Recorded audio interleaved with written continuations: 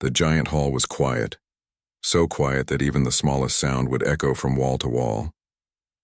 Representatives from 47 different alien species sat in their special chairs, each one made for their unique body shape.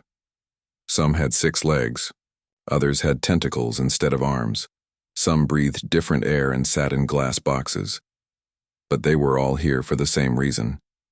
They were here to decide the fate of the galaxy. Ambassador Zethkar stood tall in the center of the room. He was from the Vorthak Empire, and he looked like a giant insect walking on 2 legs. His skin was dark green and shiny like metal. 6 yellow eyes looked out from his head, and sharp teeth filled his mouth. When he spoke, his voice was deep and scary. "My fellow council members," Zethkar began, his words clear and strong. "Today, I speak for the mighty Vorthak Empire. We have decided to expand our territory. We will take control of the outer rim systems, all of them." Many aliens in the room shifted in their seats. The outer rim was far from the center of the galaxy. It was where smaller, weaker species lived, species that could not fight back against bigger, stronger ones. "This includes," Zethkar continued, "the small blue planet the mammals call Earth." A few gasps came from the crowd. Earth was known to some of them. It was home to a young species called humans. They had only learned to travel between stars less than 50 years ago.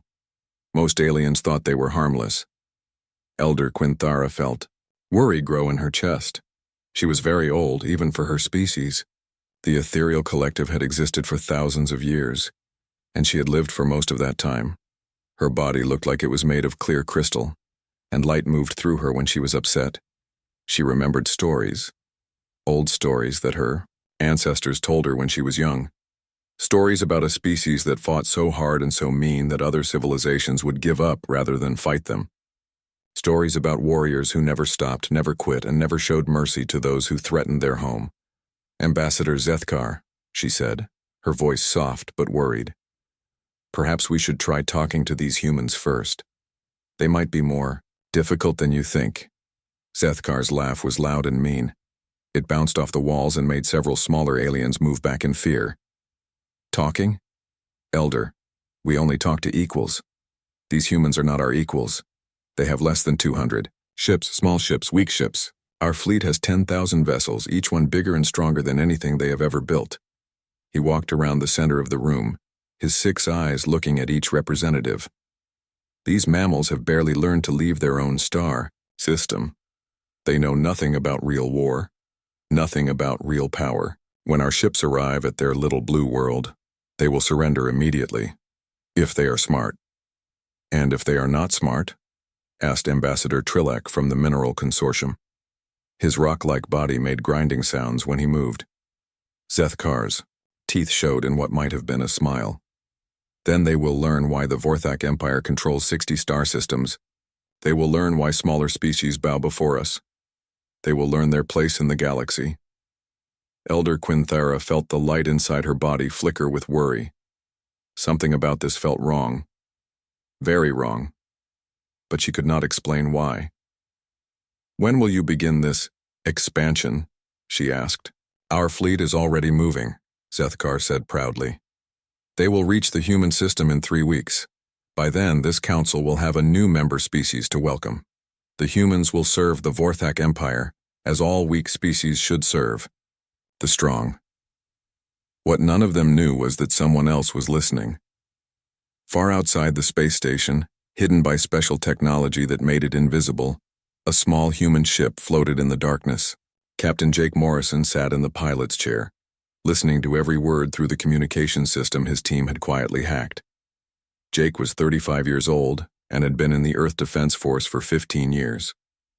He had short brown hair and green eyes that missed nothing.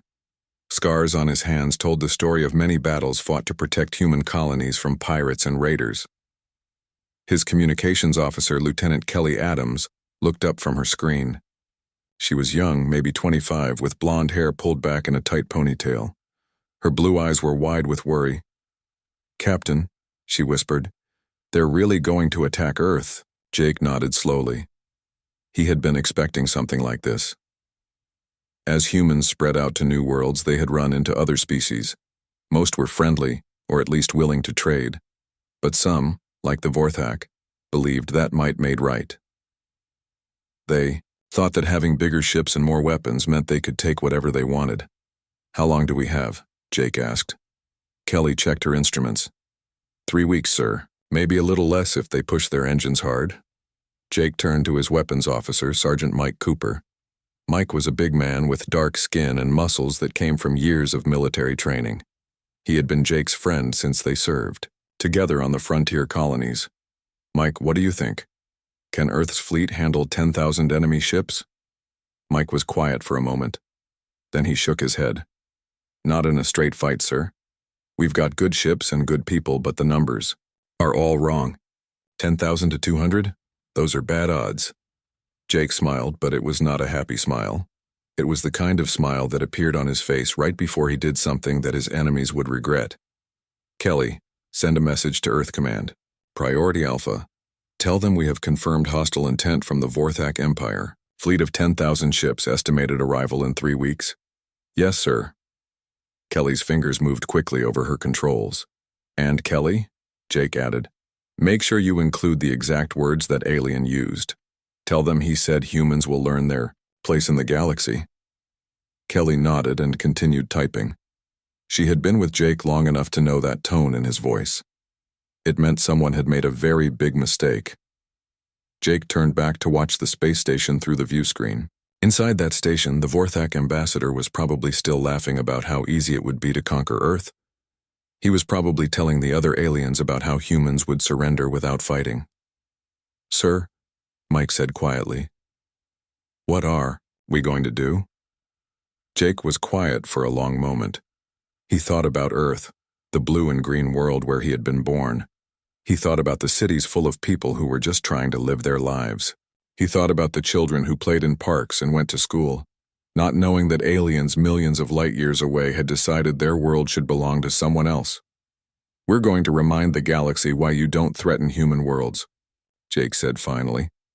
"Send another message to Earth Command. Tell them to prepare the fleet, all of it." "All of it, sir?" Kelly asked. "Even the reserve squadrons?" "All of it," Jake repeated. "And Kelly, make sure they understand the situation. This isn't just about defending Earth. This is about making sure no other species ever thinks about attacking us again." Kelly sent the message and then turned back to Jake. "Sir, what if Earth Command decides to negotiate? What if they try to find a peaceful solution?" Jake's smile got colder. "Then they don't understand humans very well. We tried peace. We offered trade and friendship to every species we met. But this Vorthak Empire doesn't want peace. They want to own us. They want to make us slaves." He stood up and looked at his crew. These were good people. People who had sworn to protect humanity from threats they might face among the stars. People who understood that sometimes the only way to preserve peace was to show potential enemies what happened when they chose war instead. "The Vorthak ambassador made one very big mistake today," Jake said. "He assumed that being young and small meant being weak. He's about to learn the difference between those things." The small human ship turned away from the space station and jumped to hyperspace, racing back toward Earth with news that would change everything. Behind them, the Galactic Council continued their meeting, not knowing that they had just witnessed the moment when humanity's true nature would be revealed to the galaxy. In 3 weeks, the Vorthak fleet would arrive at Earth expecting to find a weak species ready to surrender. Instead, they would find something that would become a legend told in whispers across the galaxy for generations to come. They would find humans who remembered an old saying from their homeworld, "We leave one alive, so they can tell the others what happened here." The darkness of space was suddenly filled with light. Thousands of alien ships appeared at the edge of Earth's solar system like angry stars coming to life. The Vorthak invasion fleet had arrived exactly when they said they would. 10,000 warships of different sizes, all painted in the dark colors of the Vorthak Empire. Admiral Krita stood on the bridge of his flagship, the Endless Night. The ship was huge, bigger than most human cities. Its black hull was covered with weapons and armor Red lights glowed from its many windows like evil eyes watching the small blue world in the distance. Krita was old for a Vorthak, which meant he had survived many battles. His 6 eyes moved constantly, watching everything around him. His sharp teeth showed when he was pleased, which was often during battles. He had conquered 12 different species in his long career. Today, he would add a 13th. Report, he ordered his tactical officer. Admiral, we have detected the human fleet, the officer replied. They have positioned themselves between us and their homeworld. Exactly 127 ships. Krita clicked his mandibles in amusement. 127? That is all? I expected at least 1,000 ships from a species that claims to control multiple star systems. His communications officer, a younger Vorthak named Veltar, looked up from his station. Sir, should we offer them terms of surrender? Perhaps they will see reason when they understand how badly they are outnumbered. No, Krita said firmly. Fear is a teacher. They will learn to fear us properly only after we demonstrate our power. Besides, their ships are so small that destroying them will barely slow us down. The human fleet was indeed small compared to the Vorthak invasion force. The largest human ship was only half the size of a medium Vorthak cruiser. But there was something about the way they moved that caught Krita's attention. The human ships did not cluster together like frightened animals. Instead, they spread out in a pattern that made no sense to him. Their formation is strange, his tactical officer noted. They have left large gaps between their ships. This makes them vulnerable to concentrated fire. Primitive tactics, Krita agreed. They probably learned to fight against pirates and raiders. They have no experience with real military strategy. What the Vorthak did not know was that the human fleet was commanded by Admiral Lisa Carter, and she had been preparing for this moment for 3 weeks. Lisa was 52 years old and had spent her entire adult life in the Earth Defense Force. She had short gray hair and brown eyes that had seen too many battles. Scars on her face told the story of a boarding action she had fought when she was younger. Lisa stood on the bridge of her flagship, the Constitution. The ship was smaller than the Vorthak flagship, but it was built by humans who understood that size was not everything. Every system had been designed for speed, firepower, and survival. Admiral, her communications officer said, the alien fleet is moving into attack formation. They're not even trying to talk to us. Lisa nodded. She had not expected them to. The message from Captain Morrison had been very clear. The Vorthak Empire believed that humans would surrender without fighting. They thought Earth was just another weak world to be conquered. Open a channel to all ships, Lisa ordered. Her voice was calm, but everyone on the bridge could hear the steel underneath. This is Admiral Carter to all ships of the Earth Defense Force. You have all read the intelligence reports. You know what these aliens think of us. They believe we are weak. They believe we will surrender our world without a fight. They believe we will become their slaves. She paused, looking out at the stars where 10,000 enemy ships were preparing to attack her home. They are wrong. Today we show them what happens when someone threatens Earth. Today we remind the galaxy why you do not attack human worlds. Remember the doctrine, people. We leave one alive so the galaxy always remembers humanity. The bridge crew of the Constitution looked at each other. They had heard about the doctrine, but this was the first time it would be used against an entire fleet. The doctrine was simple. When someone attacked humans, you did not just defeat them. You made sure they could never attack again. You left only enough survivors to tell others what had happened. Commander Ryan Peterson was listening to the Admiral's speech from the cockpit of his fighter. Ryan was 28 years old and had been flying combat missions for 6 years. He led a squadron of 36 fighters, small ships that could move faster than anything else in space. You heard the Admiral? Ryan said to his pilots over the radio. These aliens think we're easy targets. Let's show them how wrong they are. The battle began when the Vorthak fleet fired their first salvo. Thousands of energy beams and missiles flew across space toward the human ships. It was meant to be a show of force, something to make the humans panic and surrender. But the human ships did not panic. Instead, they moved like dancers, slipping between the alien weapons with moves that seemed impossible. Ships that should have been destroyed kept flying. Weapons that should have hit their targets struck empty space instead. How are they doing that? Veltar asked from his station. Our targeting computers should be able to hit ships that small easily. Krita was beginning to feel the first touch of concern. The human ships were not just avoiding his weapons. They were moving in patterns that suggested they had studied Vorthak tactics very carefully. Too carefully. Return fire, he ordered. All ships, concentrate on the largest human vessels first. But when the Vorthak ships tried to focus their fire, they found that the human fleet had already moved. The ships that had been in front were now behind cover. The ships that had been behind were now attacking from the sides. Ryan Peterson led his fighter squadron in the first real attack of the battle. His target was a Vorthak cruiser that was bigger than most human ships. The cruiser's weapons were designed to fight other large ships, not small fighters. Gold Squadron, this is Gold Leader, Ryan called over the radio. We're going in. Target the reactor cores just like we practiced. The fighters moved like a swarm of angry bees. They were too small and too fast for the big Vorthak weapons to track. In seconds, they had reached the cruiser and begun their attack. Small bombs attached to the ship's hull in exactly the right places. The cruiser exploded in a ball of fire that lit up space for miles around. Direct hit, one of Ryan's pilots shouted over the radio.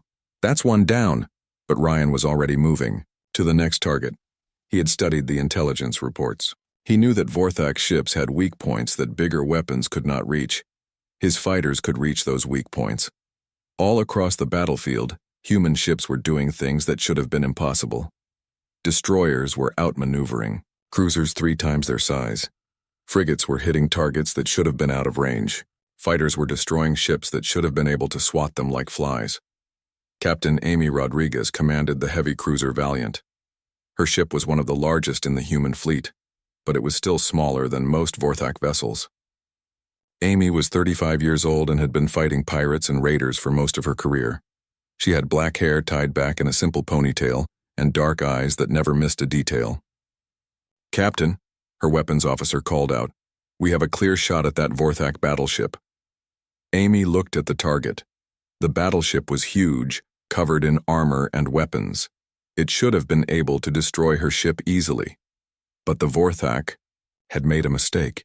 They had designed their ships to fight other ships like themselves. They had not expected to fight humans. Fire everything, Amy ordered. The Valiant's weapons hit the Vorthak battleship in places where its armor was weakest. The alien ship tried to return fire, but Amy's ship was already moving, already turning to attack another target. Hours passed. The battle raged across the solar system, but slowly the Vorthak began to realize that something was very wrong. Their ships were being destroyed faster than they could count. The humans were not just fighting back. They were winning. Admiral, Veltar said, his voice shaking. We have lost over 2,000 ships. The humans have lost less than 20. Krita could not believe what he was hearing. That is impossible. We outnumber them 50 to 1. Sir, they're not fighting like any species we've ever encountered. They're not trying to capture our ships or take prisoners. They're trying to destroy everything. On the bridge of the Constitution, Admiral Carter watched the battle with cold satisfaction. The human fleet was performing exactly as she had hoped. Every shot was carefully aimed. Every maneuver was designed to cause maximum damage to the enemy. Admiral, her tactical officer reported, the aliens are starting to break formation. Some of their ships are trying to retreat. Let them run, Carter said, but make sure they know we're following them. The Vorthak fleet, which had arrived with such confidence, was now in full retreat. Ships that had expected an easy victory were fleeing for their lives, but the humans were not content to simply drive them away. They followed, hunting down the retreating ships one by one. By the time the sun rose on Earth, 8,000 Vorthak ships had been destroyed. The remaining 2,000 were scattered across space, trying desperately to escape the human fleet that pursued them without mercy. The battle for Earth was over, but the war had just begun. Admiral Krita sat in his command chair and watched his empire die one ship at a time. 3 days had passed since the battle at Earth, and the humans had not stopped chasing them, not for one moment, not even to collect their own wounded or repair their ships. The endless night shook as another explosion lit up the darkness nearby. That was the heavy cruiser Night Stalker, destroyed by human fighters that appeared from nowhere and vanished just as quickly. Krita's fleet had started the retreat with 2,000 ships. Now he had 43. "Admiral," Veltar called from his station, his voice cracking with fear. "The humans are jamming our communications again. I cannot reach the other ships. In our formation." "Keep trying," Krita ordered, though he knew it was useless. The humans had learned their communication frequencies and were blocking them. His fleet could not coordinate, could not work together, could not even warn each other about attacks. The human ships hunted like wolves. They would appear at the edge of sensor range, attack with deadly accuracy, and disappear before the Vorthak could fight back. Sometimes they would hit one ship and leave. Sometimes they would destroy an entire group before moving on to the next target. Captain Amy Rodriguez stood on the bridge of the Valiant, studying the tactical display. Her ship had been hunting Vorthak vessels for 72 hours without rest. Her crew was tired, but they were also angry. The aliens had come to destroy Earth, to make slaves of humanity. That kind of threat deserved only one response. "Captain," her sensor officer reported, "we have 3 Vorthak ships hiding in the asteroid field of the Kepler system. They think the rocks will hide them from our sensors." Amy smiled coldly. "They're wrong. Take us in, silent running." The Valiant moved through the asteroid field like a ghost. Human ships were designed to be quiet when they needed to be. The Vorthak ships, built for open battle, stuck out like signal flares in the darkness. "There," Amy pointed at the display. 2 cruisers and a destroyer. They're powered down, trying to look like dead ships. "Orders, Captain?" her weapons officer asked. "Kill them all," Amy said simply. No warnings, no surrender offers. They had their chance for peace. The Valiant opened fire without warning. The first Vorthak cruiser exploded before its crew even knew they were under attack. The second cruiser tried to run, but human weapons reached out across space and tore it apart. The destroyer lasted long enough to send a single desperate message before it too became floating debris. Amy watched the destruction with satisfaction. These aliens had threatened her home, her family, her species. They had called humans weak and primitive. Now they were learning the truth about human warfare. "Captain," her communications officer called out, "we're receiving a transmission from one of the Vorthak escape pods." "Put it through," Amy ordered. The voice that came through the speakers was broken and frightened. "Please, human ship, we surrender. We do not wish to fight anymore. We only want to go home." Amy was quiet for a long moment. Then she spoke, her voice clear and cold. "You should have thought about going home before you came to destroy ours." She cut the transmission and turned to her crew. "Leave the escape pods, let them drift. Maybe someone will find them someday." This scene was playing out across 17 star systems. Human ships appeared wherever Vorthak vessels tried to hide. No asteroid field was too dangerous. No nebula was too thick. No distance was too far for the humans to travel. Commander Ryan Peterson led his fighter squadron in an attack on a Vorthak supply convoy that was trying to reach the main fleet. The convoy had 12 ships carrying fuel, weapons, and replacement parts. They were protected by 8 warships. "Gold Squadron," "This is Gold Leader," Ryan said over the radio. "We're going to hit them fast and hard. Take out the escorts first, then the supply ships." His fighters moved like lightning. They had been hunting Vorthak ships for days now, and they had learned all the alien tricks. They knew where the weapons were weak, where the armor was thin, where the vital systems were located. The escort ships tried to defend the convoy, but they were designed to fight other capital ships, not small fighters. Within minutes, all 8 escorts were destroyed. The supply ships tried to run, but they were slow and clumsy compared to human fighters. "This is for Earth," Ryan said as he launched his missiles at the last supply ship. The convoy was destroyed completely. No survivors, no escape pods, nothing left but wreckage floating in space. Captain Ben Sullivan commanded a group of destroyers called Wolfpack 7. His ship specialized in hunting down enemies who thought they had escaped. Ben was 41 years old and had been fighting in space for 20 years. He had short red hair and blue eyes that never showed mercy to those who threatened innocent people. Contact bearing 047, his sensor officer reported. Single, Vorthak cruiser, heavily damaged, trying to reach the jump point. Ben studied the display. The alien ship was limping along on emergency power. Its weapons were offline. Its shields were down. It was helpless. Sir, his communications officer asked, should we offer them a chance to surrender? Ben remembered the intelligence reports from the Galactic Council meeting. He remembered the Vorthak ambassador laughing about conquering Earth. He remembered the alien saying that humans would learn their place in the galaxy. No, Ben said. Fire all missiles. The Vorthak cruiser died in silence, its hull cracking open like an egg. Any escape pods that launched were left to drift in the darkness, carrying survivors who would remember this day for the rest of their lives. Back on the endless night, Admiral Krita received reports that made his 6 eyes dim with despair. The supply convoy was gone. The reinforcement fleet was gone. The repair stations were gone. Everything that kept his empire's military running had been systematically destroyed by human forces that seemed to be everywhere at once. How many ships do we have left? He asked quietly. Veltar checked his instruments with shaking hands. 12, sir. 12 ships out of 10,000. And the humans? Still following us, sir. They have lost maybe 20 ships total since the battle began. Krita closed his eyes. In 3 days, the humans had destroyed his entire invasion fleet and most of the Vorthak Empire's military infrastructure. They had done it without accepting a single surrender, without taking a single prisoner, without showing any mercy at all.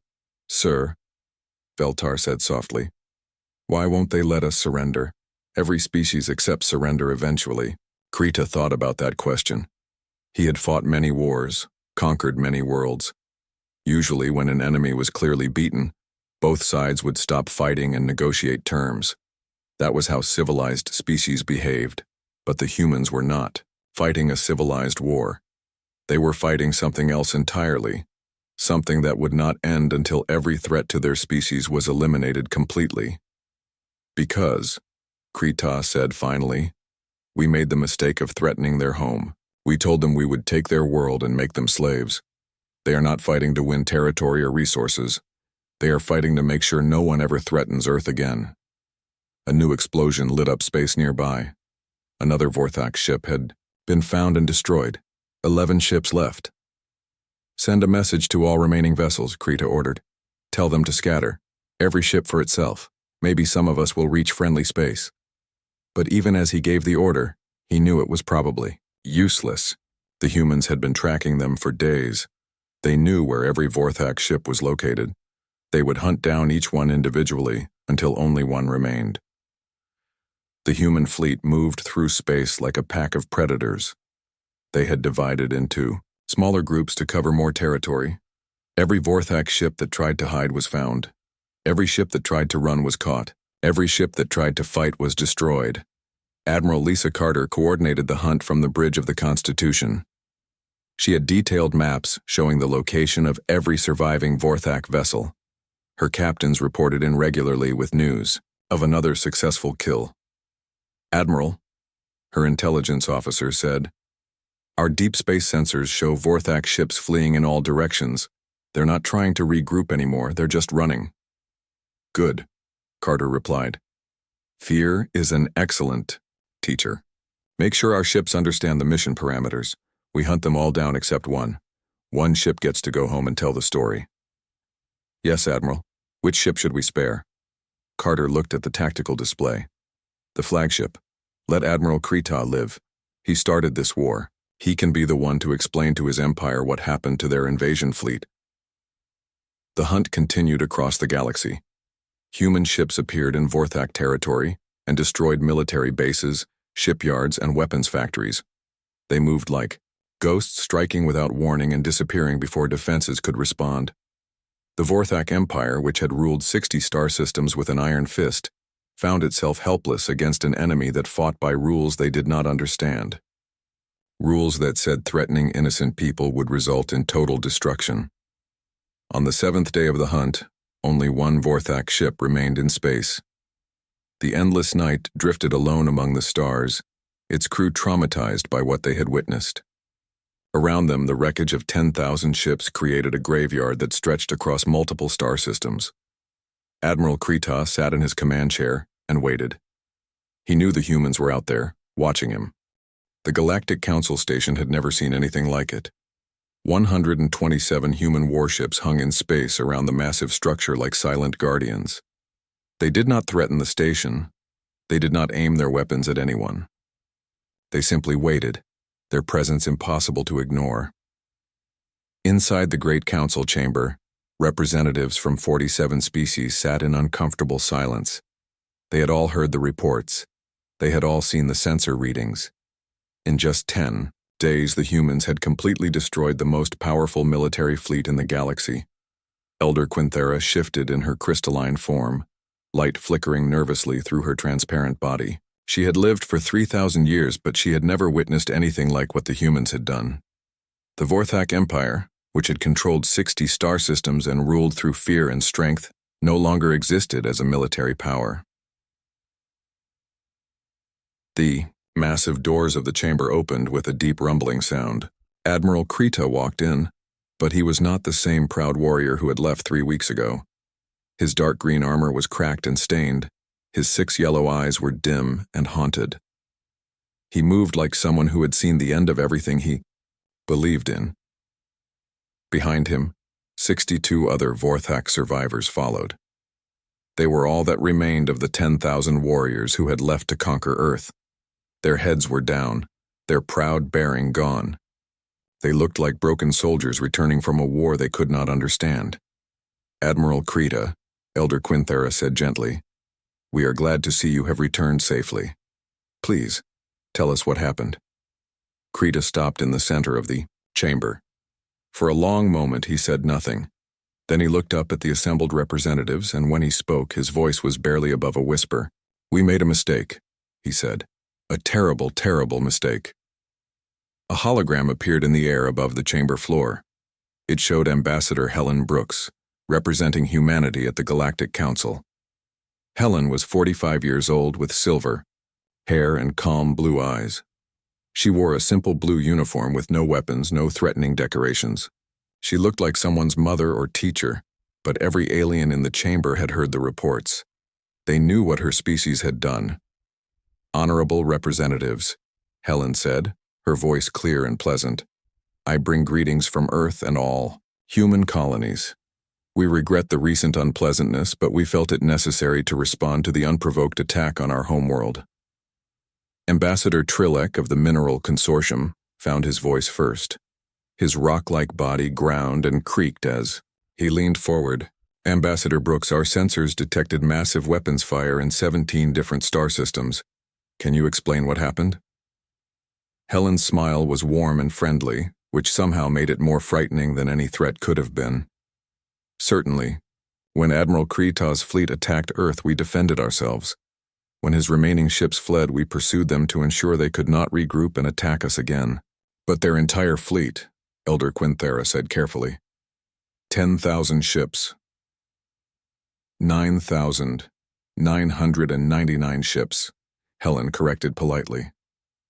"We allowed one to survive so that others might learn from this experience." The chamber erupted in shocked whispers and nervous clicking sounds. Many of the smaller species had never heard of anything like this. When wars ended, there were usually negotiations, peace treaties, exchanges of prisoners. There were not usually complete annihilations of entire fleets. Ambassador Velkris of the Trading Federation raised one of his 4 arms. "Ambassador Brooks, the destruction of the Vorthak fleet is unprecedented. However, some of our sensors also detected weapons fire at Vorthak military installations throughout their territory. Surely defensive actions would not require attacking their homeworld." Helen nodded as if this was a perfectly reasonable question. "You're correct. We also destroyed their shipyards, military academies, weapons factories, and training facilities. We wanted to make sure they would not be able to threaten anyone else in the near future." The silence that followed was so complete that the only sound was the soft humming of the station's life support systems. Representatives looked at each other with wide eyes, trying to understand what they had just heard. Admiral Krita stepped forward. His voice was stronger now, but filled with something that sounded like respect mixed with terror. "They hunt," he said to the assembled aliens. "They hunt like nothing else in the galaxy. When we tried to surrender, they ignored us. When we tried to retreat, they followed us. When we tried to hide, they found us." He paused, looking around the chamber, at faces that belonged to species he had once considered conquering. They do not fight for territory. They do not fight for resources. They fight to end threats, completely, permanently, forever. Helen's hologram flickered slightly as she adjusted the communication link. "Admiral Krita speaks the truth. When someone threatens human worlds, we respond with absolute force. This is not cruelty. This is simply practical. If we allow one attack to succeed, others will try the same thing." Ambassador Zilneth of the Outer Rim Coalition spoke up, his tentacles waving nervously. "But surely there must be limits to your response? Rules of war? Codes of conduct?" "Of course," Helen replied pleasantly. "We follow very strict rules. Rule 1. Do not attack human worlds. Rule 2. Do not threaten human civilians. Rule 3. Do not mistake our desire for peace as a weakness. Those who follow these rules have nothing to fear from humanity." "And those who break them?" Elder Quinthera asked, though she was afraid she already knew the answer. Helen's smile never wavered. "They learn what Admiral Krita learned. We leave one alive so the galaxy always remembers." In the back of the chamber, Ambassador Threx of the pirate world shifted uncomfortably. His species had been planning raids on human merchant ships. Those plans were now being quietly abandoned. "Ambassador Brooks," said Chancellor Keith of the Democratic Alliance, "what happens now? Will humans seek to expand their territory? Will you demand tributes or territorial concessions?" "Nothing like that," Helen said, sounding almost surprised by the question. "We want the same thing we have always wanted: trade, friendship, and to be left alone to live our lives in peace. The Vorthak Empire chose war instead of peace. This is what happens when someone makes that choice." Admiral Krita laughed bitterly. "Left alone. They wanted to be left alone, and we brought 10,000 ships to their homeworld. We called them weak. We said they would learn their place in the galaxy." He turned to face the assembled representatives. Directly, "I will tell you their place in the galaxy. Their place is wherever they choose to be. Their place is protected by the knowledge that attacking them is suicide. Their place is earned by the fear they have put into the hearts of every species that might consider threatening them." Helen nodded approvingly. "Admiral Krita understands the situation perfectly. We do not seek to rule anyone. We do not wish to conquer anyone. But we will defend ourselves and our allies with whatever force is necessary." "Allies?" Ambassador Velcris asked nervously. "Any species that wishes peaceful relations with humanity will find us to be generous friends and trading partners," Helen explained. "Any species that chooses hostility will find us to be implacable enemies. The choice is yours." Elder Quinthera felt the light inside her crystalline body dim with worry. In 3,000 years, she had seen the rise and fall of many civilizations, but she had never seen a species that could destroy the most powerful military in the galaxy and then offer friendship to their former enemies as if nothing had happened. "What of the Vorthak people?" she asked. "Will you allow them to rebuild?" Helen's expression softened slightly. "The Vorthak people are welcome to rebuild their civilization. They are welcome to trade with us, to learn from us, to become our friends. What they cannot do is rebuild their military to the point where they can threaten other species again." Admiral Krita nodded slowly. "Our military is gone. Our shipyards are gone. Our weapons factories are gone. It will take us 100 years to rebuild even a small defense fleet." "Exactly," Helen said with satisfaction. 100 years of peace. 100 years to learn that there are better ways to expand your influence than through conquest and fear." Around the chamber, representatives were beginning to understand the new reality they faced. Humanity had not just won a war. They had rewritten the rules of how wars would be fought in the future. Any species that chose aggression would face not just defeat, but complete destruction of their ability to threaten others. Ambassador Brooks, Elder Quinthera said carefully, what message should we take from this demonstration? Helen's smile returned, warm and friendly once again. The message is simple, Elder. We are happy to be friends with anyone who wishes to be friends with us. We are eager to trade, to share knowledge, to explore the galaxy together in peace. She paused, and for just a moment, her pleasant expression showed something harder underneath. But if you choose to be our enemy, if you threaten our worlds or our people, then you will learn what the Vorthak learned. You will learn why we leave one alive. The hologram flickered and disappeared, leaving the chamber in silence. Outside, the station, the human fleet began to move, forming up in perfect formations before jumping to hyperspace. They were going home, their message delivered. 6 months had passed since the destruction of the Vorthak invasion fleet, and the galaxy was a very different place. Trade routes that had been dangerous for centuries were now peaceful.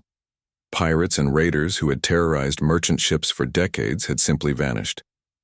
The reason was simple. No one wanted to risk attracting human attention. Captain Jake Morrison stood on the observation deck of the space station New Horizon, watching cargo ships from a dozen different species dock and unload their goods. The station was built in neutral space far from any one government's control. It had become the busiest trading post in the galaxy. Jake was no longer flying reconnaissance missions. After his role in warning Earth about the Vorthak threat, he had been promoted to admiral and put in charge of human diplomatic security. It was his job to make sure that human representatives stayed safe while they worked to build better relationships with alien species.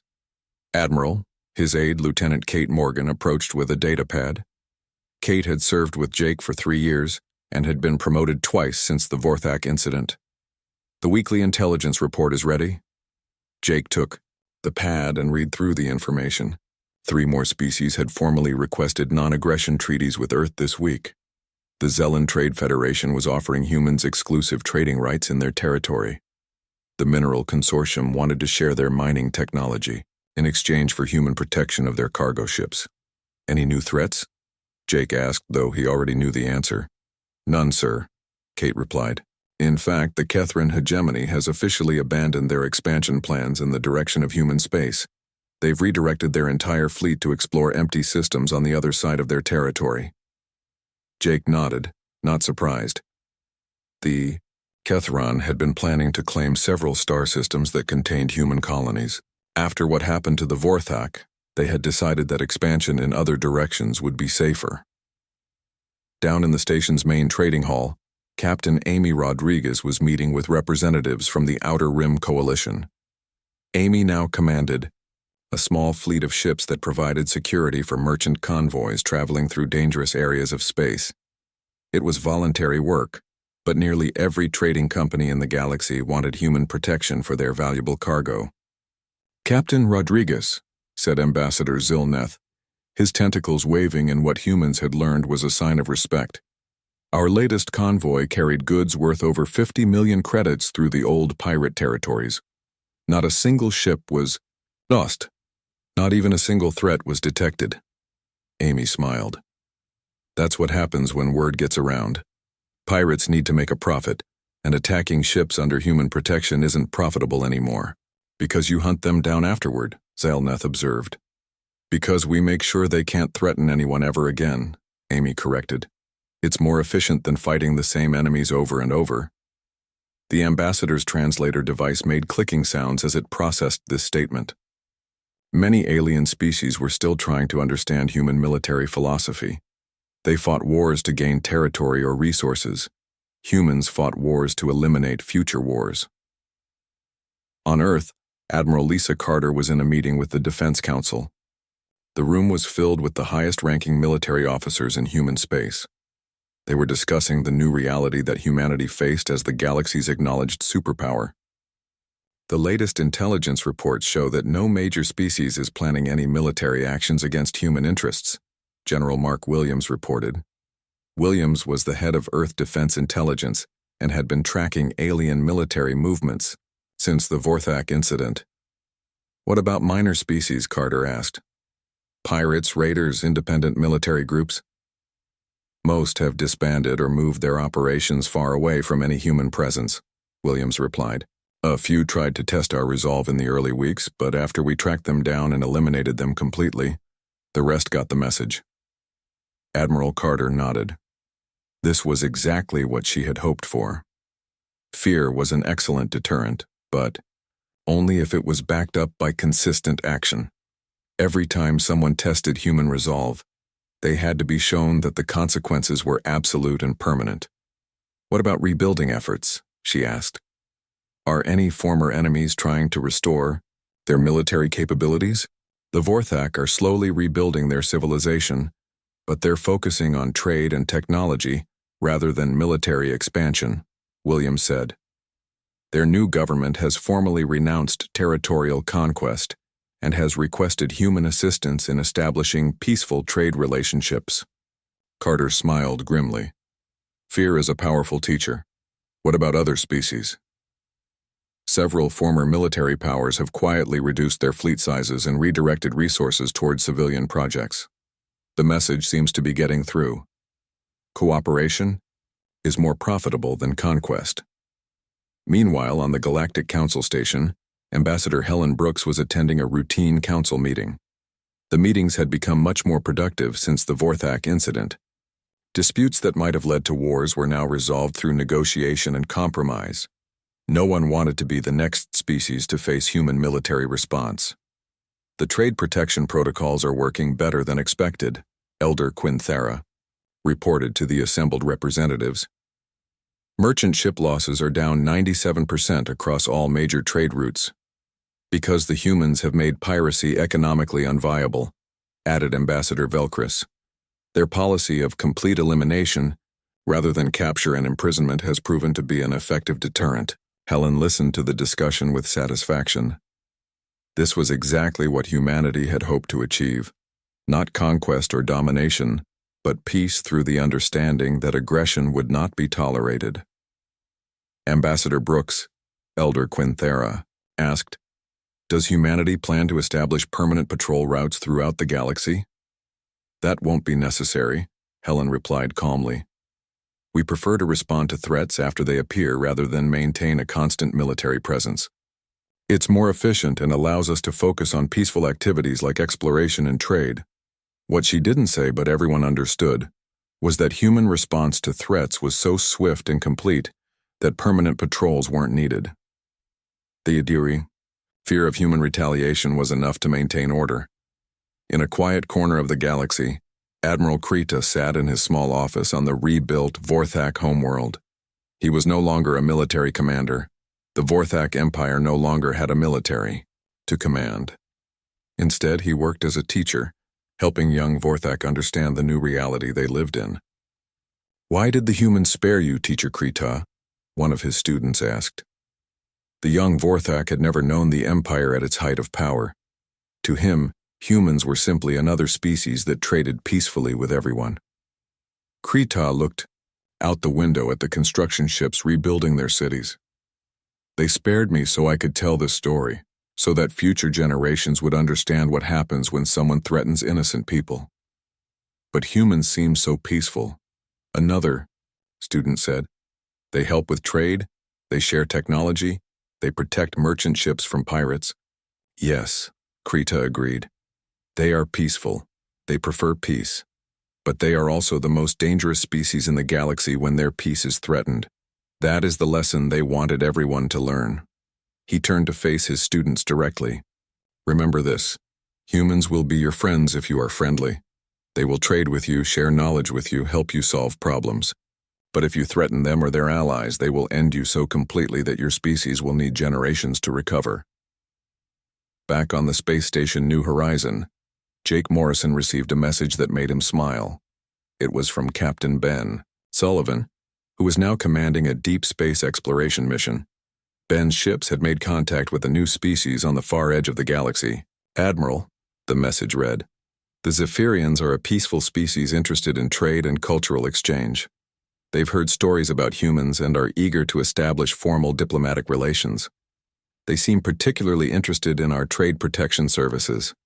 Jake forwarded the message to Ambassador Brooks and made a note in his log. Another species choosing cooperation over conflict. another addition to the growing network of peaceful relationships that humanity was building across the galaxy. Lieutenant Kate Morgan approached with another report. Sir, long-range sensors have detected what appears to be the remains of a pirate base in the Terminus sector. It looks like it was abandoned recently. Any idea why? Jake asked.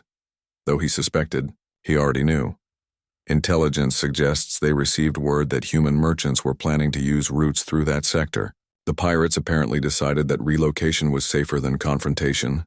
Jake nodded. This was happening more and more often. Criminal organizations were moving their operations away from any area where they might encounter human interests. It was the most effective crime reduction program in galactic history. Commander Ryan Peterson was leading a routine patrol near the outer colonies when his communications officer detected a distress signal. A Mineral Consortium cargo ship was under attack by unknown vessels. All fighters, this is Gold Leader, Ryan announced. We have a code yellow situation, friendly vessel under attack. Let's go show these pirates why attacking protected cargo is a bad career choice.